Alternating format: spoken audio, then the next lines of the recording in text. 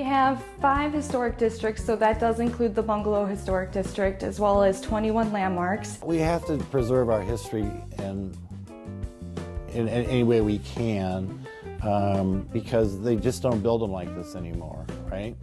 So it's important to preserve those and pass that legacy on to our grandchildren and their grandchildren. So just so they can get a sense of what life was like back in the years that these houses were built.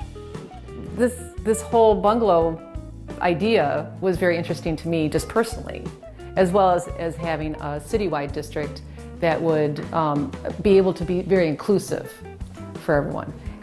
Well, I think the bungalows represent Elgin history because they show a strong working class where people could afford to have their own homes, and the bungalows were a way to afford that on a working class salary.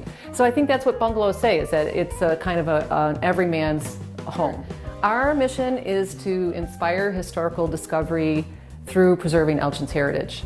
The goal that we set was to make historic preservation more available to more people. Because prior to that, the only historic districts were in locations.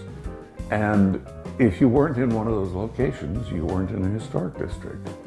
So by adding this, it's a thematic historic district. It's not dependent on any property lines. My home was built in 1923 by a cement contractor named William Hillman. It's an arts and crafts style bungalow. The arts and crafts features we'll see on the outside.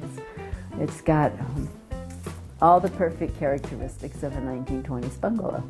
With my consultant work, I provided a model for Elgin to start with how you can define a thematic district and non-contiguous district. I took painstaking effort to make sure the house looked exactly like it did the day Emma Bishop moved in 1913.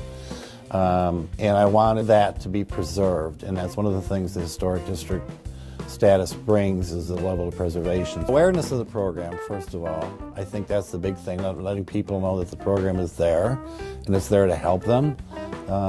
As part of a historic district, and this is the same with the traditional historic districts too, you qualify for grant money. So the city can help you if there's money available and it's appropriate.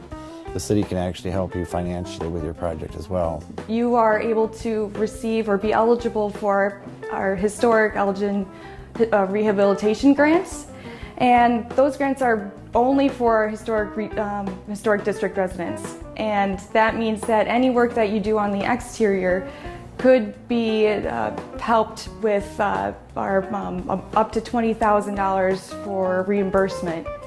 So it's a great revitalization program that we have, and of great benefit for our historic district residents.